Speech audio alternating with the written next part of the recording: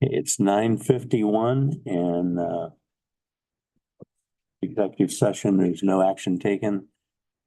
And we'll study the situation. Okay, and we've been joined by Kelly Christensen, HR, and Lori Benson from Jobs and Family Service. And I would entertain a motion for purpose of compensation to go back into executive session. So moved. Second. Banks, Yes. Rivera. Yes. Mr. Mears. Yes.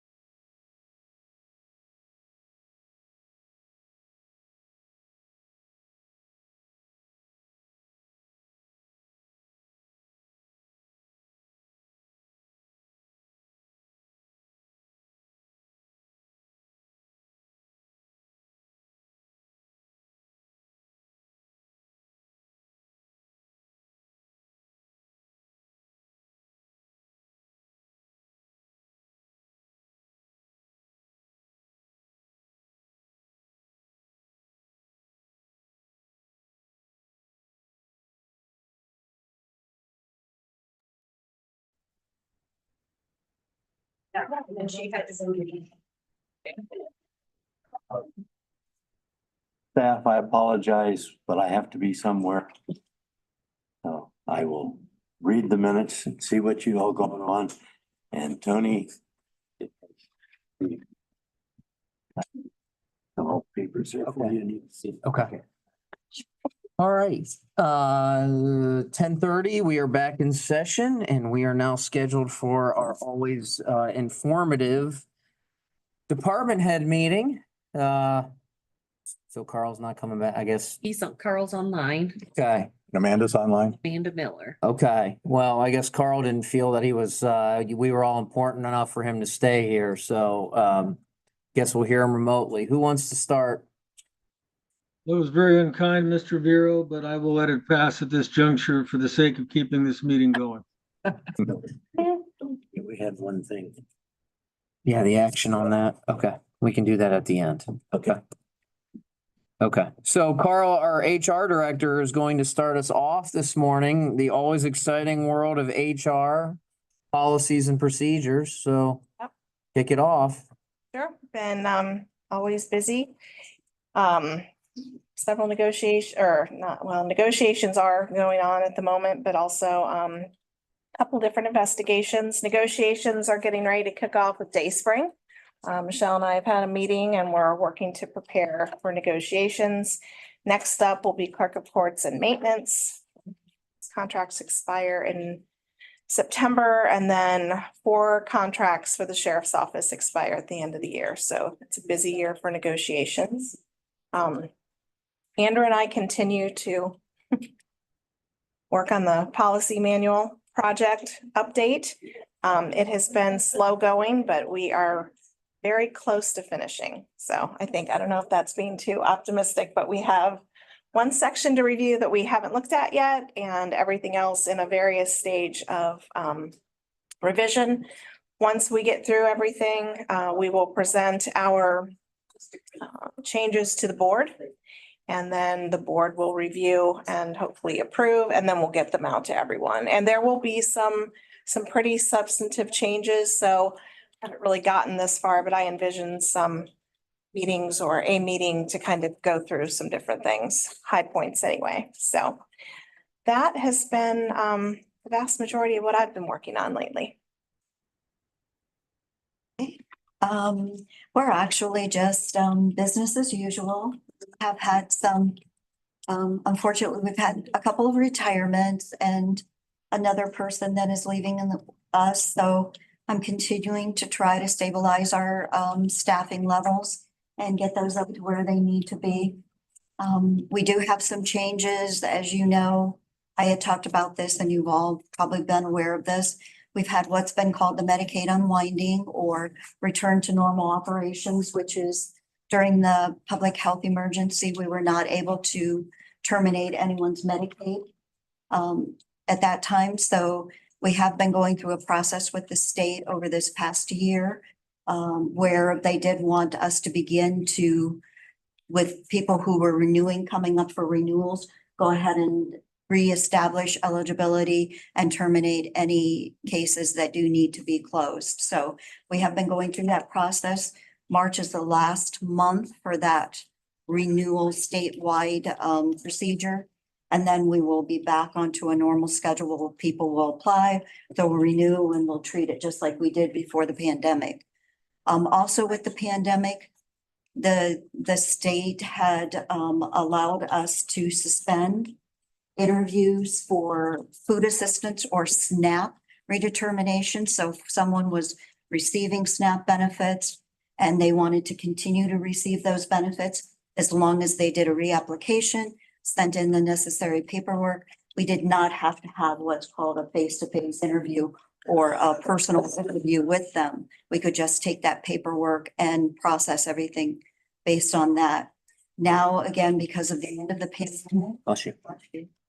we have been starting this month in March. We do have to start to reschedule those individuals for what's called a face-to-face interview, which can be in person or over the phone for any of those renewals coming in. So We did have to submit a plan to the state to say, okay, how are you going to handle this uptick in appointments and seeing people?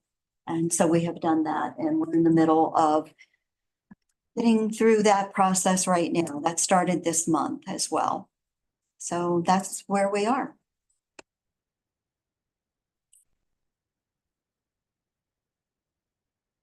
Who wants it next? I'll go. So last year we finalized our numbers. We had 1,153 intakes. We adopted out 529 dogs. 417 were returned to their owner. 35 we sent to rescue. So from 2022 to 2023, we're up about 200 intakes and down about 50 incomes. So the numbers are still clearly out of balance. We are currently at 97 dogs. The highest number that we've had was 143. So 97 is significantly better than 143. We have an Easter egg hunt coming up on the 23rd. Playtime Dental is putting that on out at the shelter.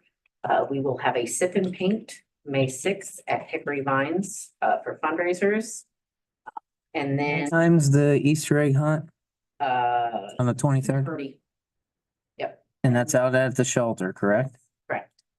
And then about once a month, we have, we take a dog to Down Dog Yoga Studios over on Stumbo Road. And they hang out during a yoga class, and they donate the funds they split between us and the Humane Society. So, the last dog just passed out on yoga mats the entire time. So it was a big hit.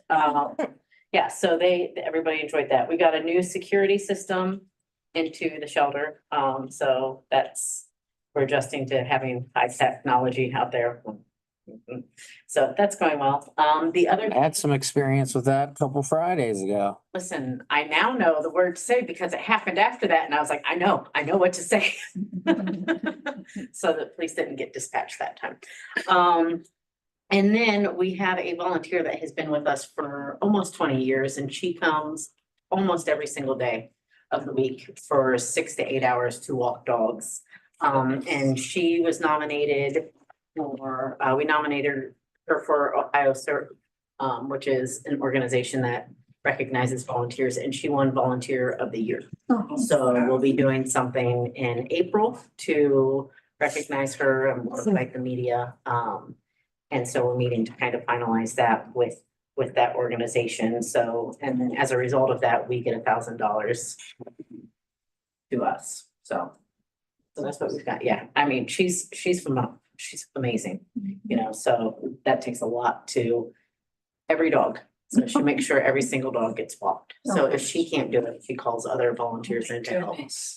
So, yeah, when we were upwards of 100, she would be there, from 9 a.m. until 6 p.m. just walking dogs. Oh, wow. Yeah, so she definitely deserves this award. But that's all I had.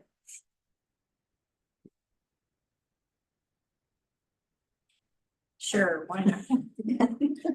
I'm here for Rebecca, obviously. What's been going on at the EMA? We have pretty much wrapped up our EOC redesign project. We have new maps of the counties, municipalities and townships that are hung up in the EOC for reference during incidents. We still need to get with regional planning to have an interactive map done for the sirens available on the website. We have ordered 6 portable Marks radios to use during incidents, and we received 4 of them. The county tornado siren project. Rebecca is finalizing the RFP, and she's scheduled to come before the commissioners on March 19th with Captain Sweat for approval. The RFP is for Marks, correct? Yes, the Marks upgrade, yes. We had a report of one of the sirens in Belleville not working at the end of January. Vasu checked it out, but we have had no other issues reported on that siren or any other sirens as of right now, at least. My husband was home that day and said it went off, so I don't know what the person reporting it heard or didn't hear, but there's conflicting stories about that siren. It's right behind my house. Anyway. You should believe your husband. I told my son, I said, next time, go outside and record it. Then it went off. As a reminder, the tornado sirens are tested on the fourth Wednesday of every month at 4 o'clock. And we're continuing to promote the RC alerts. The local emergency planning committee has 2 upcoming exercises. We have a tabletop exercise scheduled for April 30th in conjunction with Ohio Health. And September 17th will be our full-scale exercise at Mancy. And the total solar eclipse, we are in the final stretch, we hope. We have 2 more speaking engagements. And Rebecca would like to thank all of our community partners for all of their support and planning and attending all the meetings that we've had. We are still getting a lot of inquiries about the glasses. I get a phone call, at least a couple every day, or an email or a Facebook message about where can we get the glasses. The libraries will have them starting on Monday, available for the public, but they will have a limited number, but most of the area stores do have them now, because before people were calling us, where can we get them? Before, nobody really local had them. Wasn't that number for the library 17,000? I believe it was 17 or 19. It was something like that, yes. And they're gonna start giving them out at all the branches, I believe, on Monday next week. Rebecca is going to have the EOC schedule for the Eclipse weekend done here in the next couple of weeks. And our last community partner update meeting is scheduled for April 2nd at 2 p.m. via Zoom. And we're participating in the Richland County Chambers Business Expo. The theme is Don't Get Left in the Dark. So it's let's, they will be there and have some fun little activities and things to give away. And the Storm Ready certification through the National Weather Service, we've been approved for another 4 years. And the last thing I have is we had our mitigation plan annual review on February 7th, and that plan is going to be up in 2026. So we'll be getting ready to do more update meetings for that in the year or so. Like that. All right, I'll go ahead and go for Youth and Family Council. First off, what did you bowl yesterday? I want to say like 116, I got 118. I'm just happy that I didn't sleep fall, honestly. Ask me what I got, What did you get? 140. Yeah, but you have to subtract 50 for bringing your own bowling ball. Some people come to play and some come to win. Yeah. Hutchinson. Well, Did you But use we the didn't bumper win. pads again? That was fun. What's that? Did you use the bumper pads again in the foul in the channels so the ball can't go in the gutter? I think I saw Mears have a bumper strike at one point. it still counts. We have quite a bit going on at Youth and Family Council, to be honest, but I limited it today to save everyone some time so they can leave. But just to a couple important things happened. When I finally hired somebody, that was a blessing. It's been a long time coming, about I think 8 months that we've been looking for someone. His name's Rico Woods. He's actually a Mansfield senior grad. He has an associate's from NC State Mansfield and then a bachelor's from University of Cincinnati. He's going to be providing supports and resources for our multi-system youth, specifically our middle school and up group, kind of focus on like the youth violence piece and just trying to reach some of those youth to give them some pro-social activities to be involved in and make some good decisions and stay out of some negative activities and help them kind of finish school and go on after graduation. We also have been working on a new allocation that we just found out we were getting from the state of Ohio. The state of Ohio Department of Children and Youth allocated $500,000 to go out to the counties to help support family and youth voice. And we will actually be discussing in our council meeting this afternoon how we would like to kind of use those funds. If every county applies for these funds, we'll get about $5,600. And obviously, if less counties apply, then we'll get a little bit more funding. We can use these funds for things like stipends for youth to be involved in like an advisory council. And so we'll be kind of discussing that further this afternoon, what we would like to see these funds used for. I'll go ahead and submit that application and paperwork before next Friday. That's something brand new coming from the Department of Children and Youth. in their effort to move upstream and work with our families before there's a need for multi-system services for our youth. And I've also kind of been in the process, and this is something we do every year, our OCBF application, which is our operational capacity building funds allocation we get about 30,000. That goes towards salaries and things like that for to keep the position going. And that application is due in April. I'm gonna go ahead and get approval for that this afternoon, hopefully, and get all that submitted to the state. We also, another thing that has really picked off and has really taken off a little quicker than I had had anticipated. So it's been keeping me fairly busy is our kinship closet that we started with Youth and Family Council. We're using some of our Strong Families Safe Communities grant funding for this initiative. We've so far helped about 20 youth that are in kinship care here in Richland County. We've purchased things such as pack and play safety gate sheets, blankets, diapers, wipes, and hygiene items have been high on the list as well. And the kinship providers have been very appreciative of that resource that we have. And that is something that we can keep going because of the grant. And we'll have a year of grant funding as well to keep that going.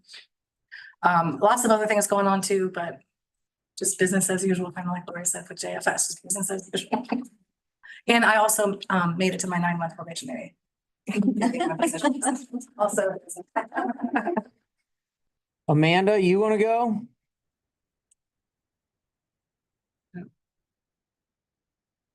She had said before that she is under the weather. Oh. They're having problems getting the generator going that we waited so long for. So they're working on that. Other than that, she said she was happy that things were flowing in the right direction. All right, Swank on sports, you're up. Alrighty, well, biggest thing for us is our 31st annual Easter egg hunt. It is Saturday, March 30th. Our Easter egg hunt is always the Saturday before Easter. We're inviting everybody to show up at 12 o'clock so that they are all ready to go for 12 o'clock, you said? 12 o'clock. So our hunt will actually begin at 1. So at 12, they can buy food and carnival games. Hopefully not get beamed by a ball dropping from our porch.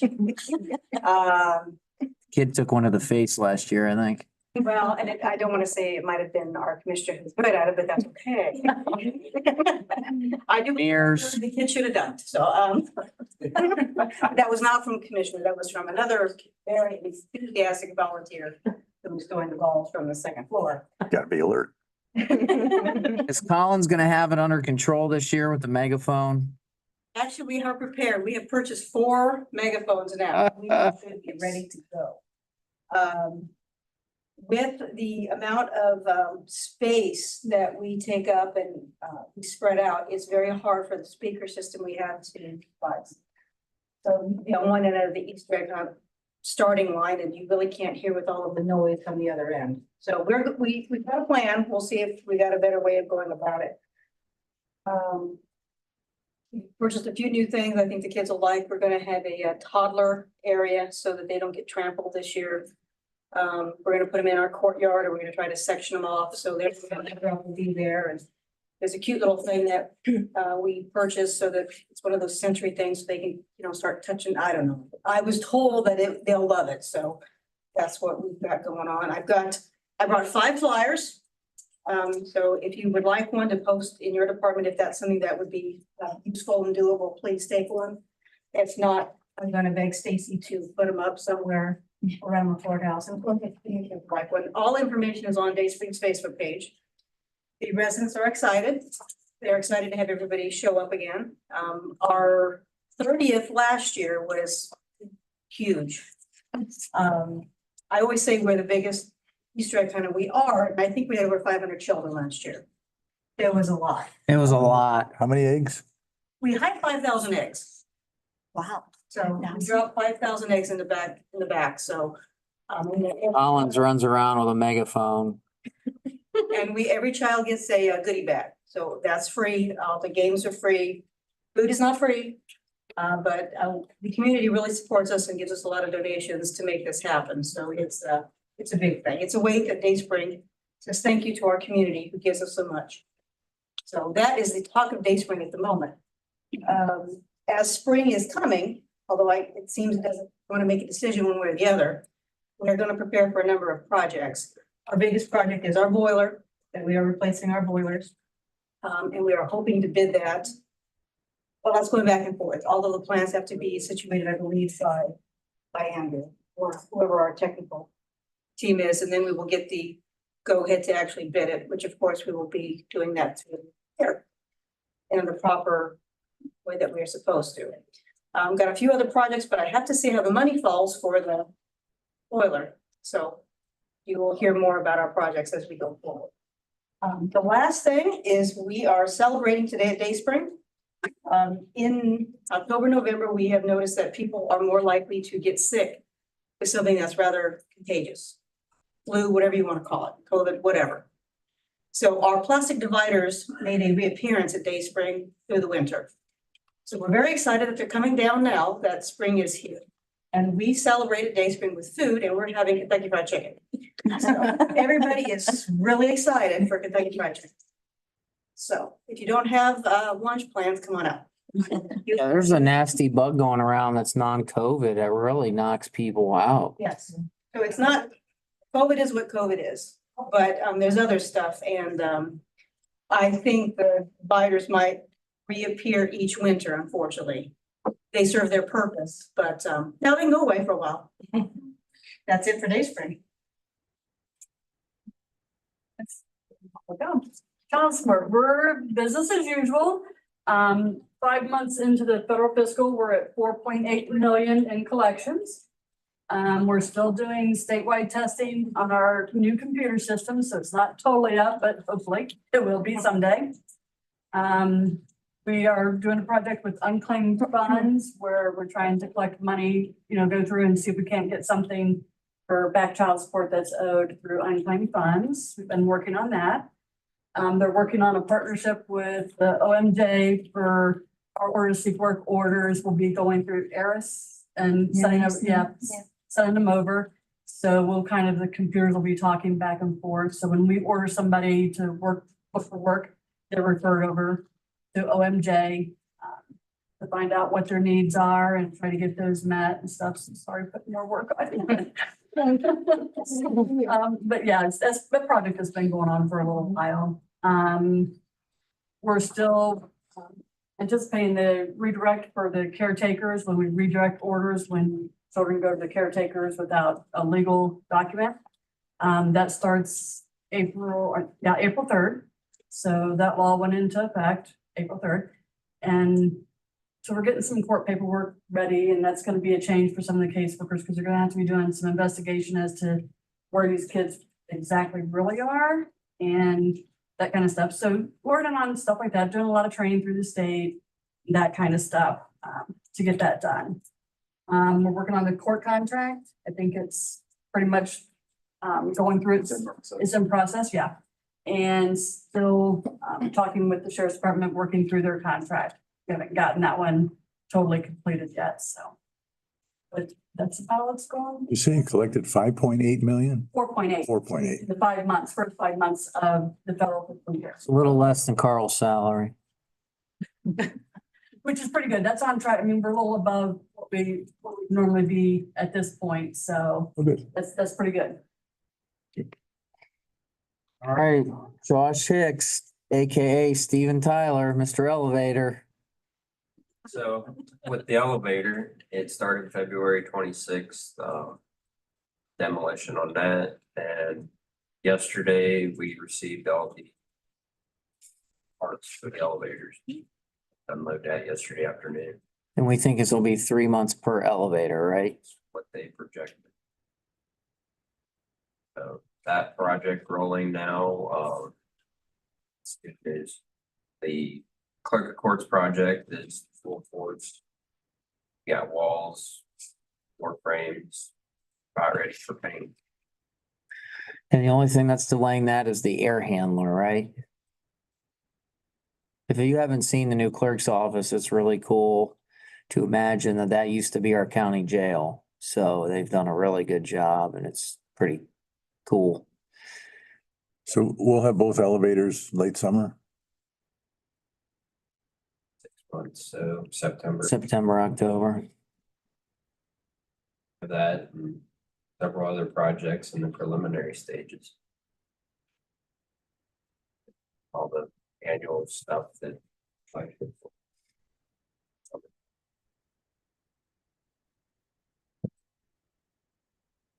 Andrew? Anything? Policies and projects, I think it says it all. You know, December, you're still pretty much fully immersed in budget, and you turn the calendar and we've really, we have a lot of irons in the fire. I won't bore everyone. I know the commissioners are familiar with all these projects, but as Tony alluded to, L2 is well underway. L1, we've begun analyzing qualifications that have been submitted from architects to begin the L1 renovation. L1 involves many spaces.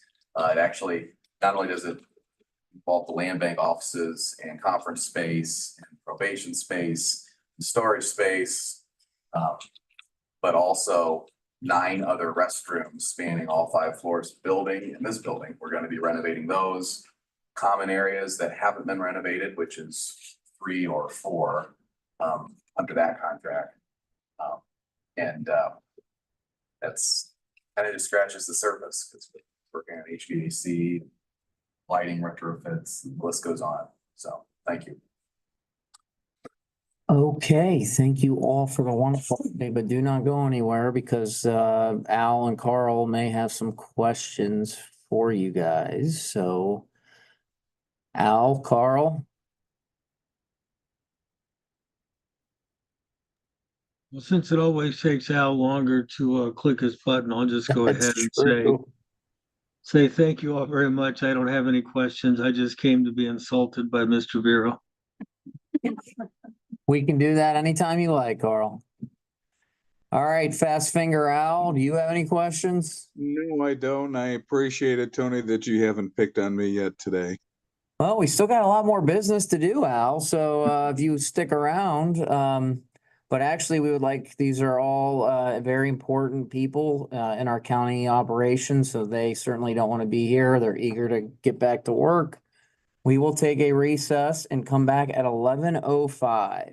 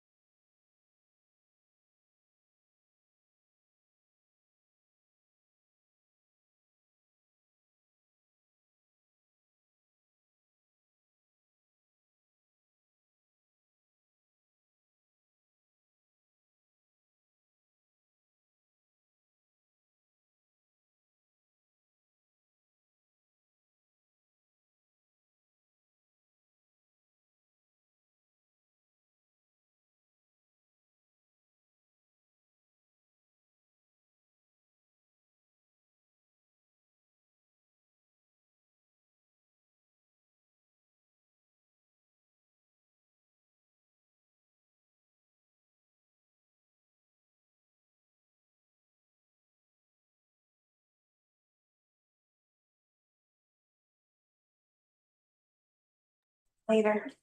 See you, Kelly. Okay, it is 11:08 and we are back in session and we have to go through our other items on for agenda today. At this time, may we have a motion to certify the record of proceedings for March 5th, 2024? So moved. Second, Commissioner Barrow, yes. Yes. Okay, as we move through, motion to approve requisition. So moved. Second, Commissioner Barrow, yes. Commissioner Mears. Yes. Okay, motion to approve weekly transfers and appropriations. Second, Commissioner Barrow, yes. Commissioner Mears. Yes. Okay, next up, we have a request to approve an agreement via the engineer's office with DLZ. It's for construction services related to the Brubaker Road Bridge replacement. So moved. Second, Commissioner Barrow, yes. Commissioner Mears. Yes. Okay, well, I'm gonna move this there. All right, next we have the always fiscally responsible engineer Gove. He's requesting to purchase a used truck and boom from ODOT. And those, it has a mileage of $147,777. The truck and boom total 6,82967. So that is our engineer always looking to save a penny for the Richland County taxpayers. May we have that motion? You can have that motion, but note that we're trading in something that's a year older than what we're buying. Okay, and then next up, then in return, and Stacy, I don't think We have, On the same letter. it's on the same letter. Yes. If it wants to then obsolete. oh, yes. Some vehicles, so maybe we have that motion, So moved. make them obsolete, excuse me. Second, Commissioner Barrow, yes. All right, next up, we have a request to authorize the employment of billing clerk at wastewater. And Amanda Miller's asking that we appoint Lisa Everhart full-time to that position. She'll be the billing clerk as a member of the collective bargaining unit, effective February 22nd. So we're making this retroactive and the starting hourly rate is $15 per hour. So Stacy, did you see that email from Amanda? no. Oh, we actually did that. She showed us she sent Oh, we- minutes from a previous meeting. Oh, okay. Did this on the 20th. So why'd she send it up again? Well, she sent the minutes because I told her, didn't we already do this? Yeah, I had her in my spreadsheet. It was funny she said that. So Sent the request. do we need to rescind I that? don't know why. Yeah, I don't know why. I mean, I just kept it on and I'm taking it for Daryl. I just kept it on just to be safe. We already did it, so we don't need to do All right, it. then we'll rescind that. There's never actually been a motion, so we won't. Right. In there. I was confused as well, but I just kept it on just in case. All right. It's the Andrew and Josh Hicks show now. We're going to be discussing first LED lighting in the jail. Who wants it? Who wants it? The lead of it. So for about 6 months, I've been looking at LED upgrade in the jail. Contacted Al Berger and he recommended Energy Optimizers, going through them. They came in, gave me a budget number, but it was underneath of what their final budget was. I had money set aside, but they came in, did a full assessment, and the total project, they have it at $298,780. There's rebates involved through First Energy, so long as it's in the motion. And Okay, so I'll ask at this time for a motion to approve that contract. So moved. Second, I can add to that too. The selling point for this lighting retrofit at the jail is that it will pay for itself. Oh, I'd like to hear that. By the energy savings are calculated to justify the entire cost of this contract by year 8. And that's using our current rate per kilowatt hour, which lower than it will be over the next 8 years. So it was a fair attempt to show the actual savings to the county. And as Josh mentioned, there's a rebate available for doing this retrofit from First Energy. Assuming that remains available, it could be $15,000. That's what it's estimated. It could be more or less than that. Get the full amount of that. Yes, we'll be receiving 100% of whatever rebate is made available. Discussion point with the contractor, and he did insist on that, so. Well done. All right, good job, Mr. Elevator. All right, Barrow, yes. Commissioner Mears. Yes. Okay, one last item that's on our agenda before we move to some new business. We have a request from our illustrious county administrator as part of the clerk of courts move to their new office. He is requesting that we approve an ARPA expenditure, obviously for equipment and furniture for that office, because you can't move to a new office without it unless you plan to type in the air. So at this time, I am requesting that we approve a notice of ARPA expenditure for an amount of 69,560.86. And this is for the purchase of furniture and tempered glass chair mats for the clerk of court's office space on the newly renovated, to be renovated, L2 floor of the county administration building. So moved. Second, Commissioner Barrow, yes. Commissioner Mears. Yes. Okay, before we go into new business, Slow Finger Al and Carl, you got anything? Nothing. I got a couple. Starting at the end, who are you contracting for the lights? Energy Optimizers. Okay, I wasn't sure whether they were just consulting. Do you know where they're out of? Hold on. Dayton?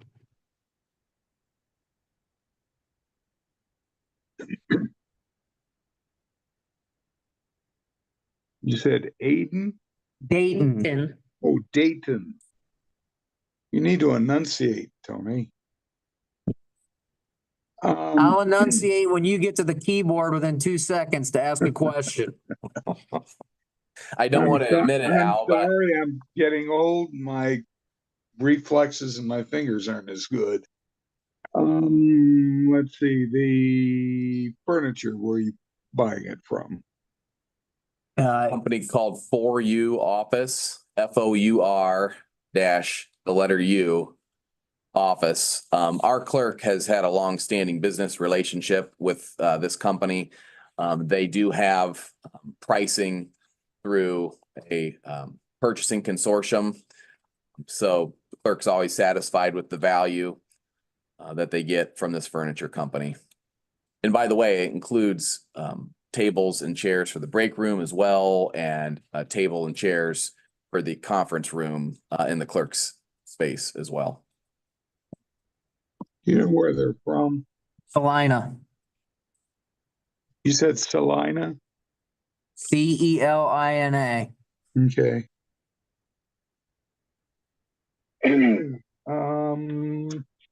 Where is DLZ from?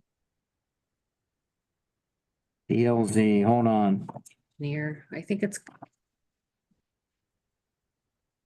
They are out of they have they have several locations. You have the, hold on a second. Hold on, I'm getting there. Carol handed me his packet, so now I'm going through mine and his, so give me a second to get there.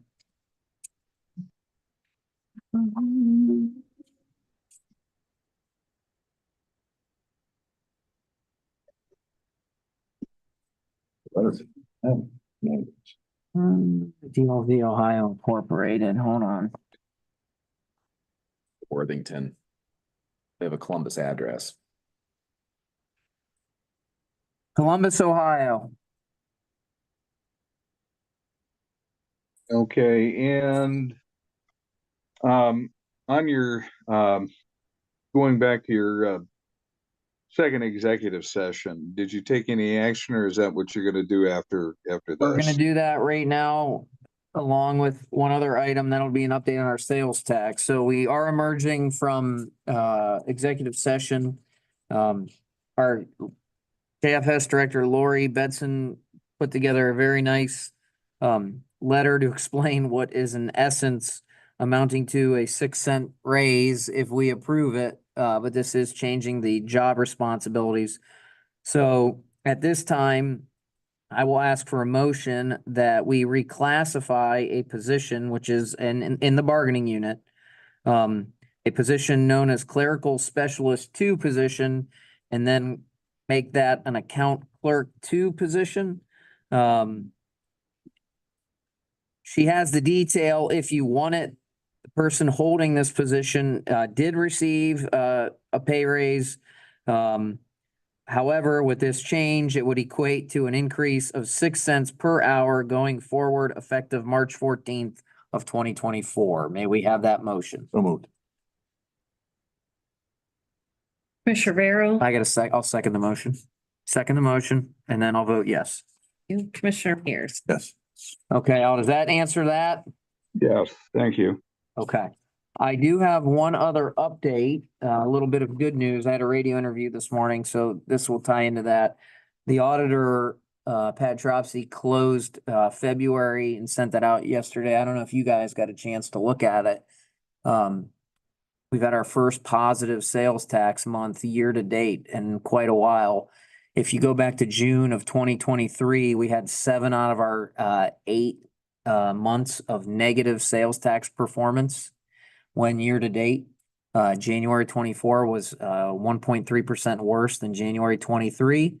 However, February of 24 was 7.5% better than February of 23, and that significantly crushes what the state of Ohio did as sent from the Ohio Department of Taxation. Tony, could you repeat that, please? The video, the live stream froze. We were 7.5% after 7 out of 8 months where we had negative sales tax collections year to date. February of 24 was 7.5% better than February of 23, which is significantly better than the rest of the state. And it represents November expenses, I guess you would say, or spending, which would equate to, Black Friday, and we're hoping March will be very similar. So that would represent the spending in this community in and around Christmas time. So we were 7.59% better in February of 24 than February 23. We are still, though, worse than what we were last February in terms of total revenue. So there's a little bit of good and bad, and it takes some time for that first quarter for the expenses to come in. So the good news is we were better in February in sales tax. The bad news is we still aren't on pace with where we were at this time last year.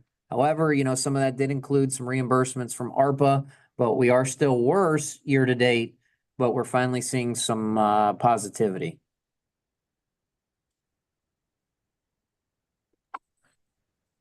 Okay, where are you in terms of to budget? If you're up 7.5% in terms of sales tax revenue for February, where are you at compared to budget? We're about 3% better year to date on sales tax than we were at this time last year. I guess my question is, what's in your budget to have taken in the first couple of months of this year? We projected to be 3.5% worse, if you recall, Carl, on the year. So we're outpacing where we thought we were. And I felt our projections were on point considering we had a negative quarter of 3% in Q4 of 2023. And the sales tax projections at that time from the Ohio Department of Taxation showed yet a negative month in January, which we had. So. And we're just 2 months in. And we're just 2 months in. I mean, to give you an idea for a comparison, Carl, hold on a second. Let me pull up my spreadsheet. Last year, in January, February, and March. In January of 23, we were 13.28% better than January of 2022. Whereas in January of 24, we were 1.37% worse than January of 2023. So a good month, we're happy, but I'm not ready to say, okay, we're going to be on a positive trend for the rest of the year. Especially because the statewide trend tempers our expectations at this moment. Yeah, let me show you and to give you an idea. So the Ohio Department of Taxation usually, not always, sends out early collections and projections. So let me open that up. So I look at that. Ohio Department of Taxation. Let me see here.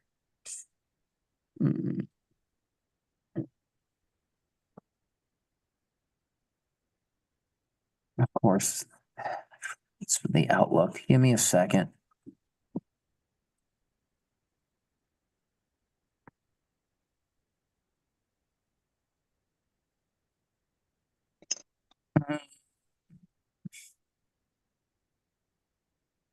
All right, here we go. I finally got there.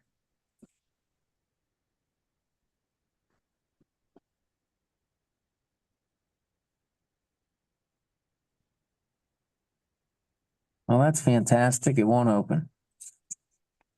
I have a blank screen right now. Say blank check or blank screen?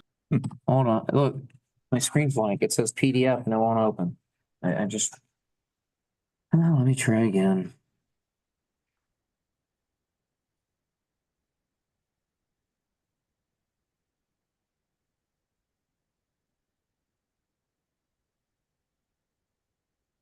There we go.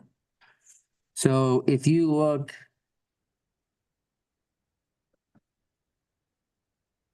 the state average, Carl, when it was sent. So this was sent to us on February 15th, okay? And the state projection was 1.37% better February of 24 than 2023, and we were 7.53% better. So we smashed the state average for February collections. Is there any breakdown or any specifics in those Yeah, you numbers can- that indicate what's selling better or selling more? Is it Yeah, you cars? can go on the Ohio Department of Taxation website, Carl, and it has a breakdown. But again, I don't love the breakdown because they still haven't been able to break down the internet sales. And motor vehicles are accounted for separately. Correct. That's, Yeah, you can see that. I So, yeah, realized that Carl, right. yes, I realized that right after I said it, but but Tony, you said overall revenue was still worse. What funds or what areas are trailing off so badly? Like I said, we had an ARPA reimbursement at this time last year. That's something that was impacting it. And then again, it's the timing of payments. I'm gonna pull up. So I'm really looking at our big 8 revenue sources because it's why I always like getting through the first quarter because you don't ever often receive everything in the same time frame for your annual payments. But let me pull that up. All right, here we go. So if you look at, this is why I'm feeling somewhat optimistic. Our biggest revenue sources were about 5% better. But again, we didn't receive some reimbursements, and I could go through every line item to show you where we're at, Carl. Local government funding's down about 8%. However, sales tax is up. Casino tax is slightly up. Building permits is down 4%, which got a little better. We just, again, didn't have the ARPA reimbursement, and that's sort of the big ticket there. So we're about on pace with where we were last year, which is okay for the first couple months. How big was that ARPA reimbursement in terms of dollars? And now I gotta go back and find that. Oh, I'll get that for you offline, Carl. Hold on. Let me Okay, see if I can. Now I gotta go back into 2023. I'll get that for you. Give me a couple minutes. okay, that's what I had. Tony, any personal thoughts about, why Richland County was so much higher than the state average? Well, my answer is gonna be because we're awesome. But trust me, I've had these conversations with Jody when she was the chamber president. I've had these conversations with Lee Tassif. And I don't feel I can fully answer that question now until we get a breakdown of internet sales. Have you ever gotten a breakdown on those? No, the state, as of yet, I'm not blaming the state because it's very difficult. But to date, the state cannot give that to us.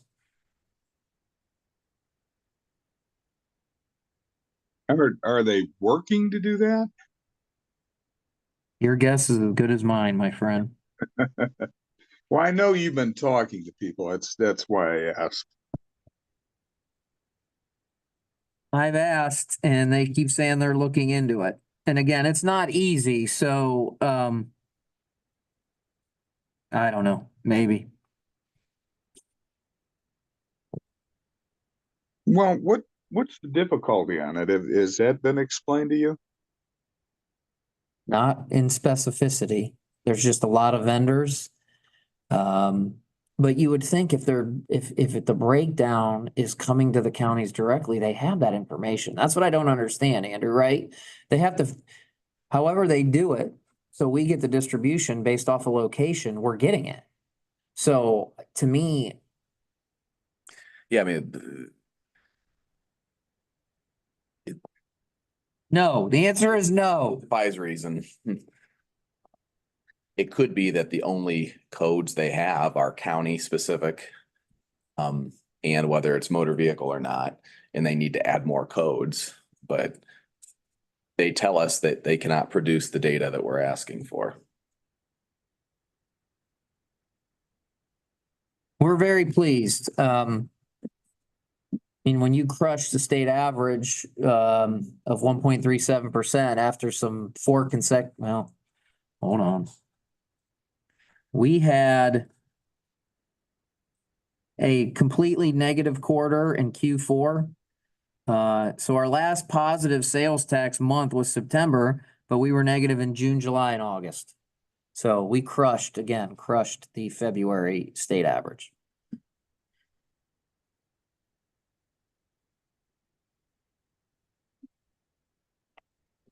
So you're taking credit for it then? Absolutely not. It had nothing to do with me. It had to do with spending, and that's a sign that we had a healthy November, and let's hope that the December spending and the March receipts will be similar. Consumer confidence has to be a portion of that. I mean, we talked about that. We felt the Black Friday sales were pretty good, so we'll know here in a couple weeks, 3 weeks. Encouraging for the commissioners because this board has a pro-business, pro-market philosophy. And so to see Richland County thriving economically that's why we're here to help with that. And Carl, I'll get your answer. Pat and I will go through the reimbursements. Thank you very much. That's all I had. Thank you.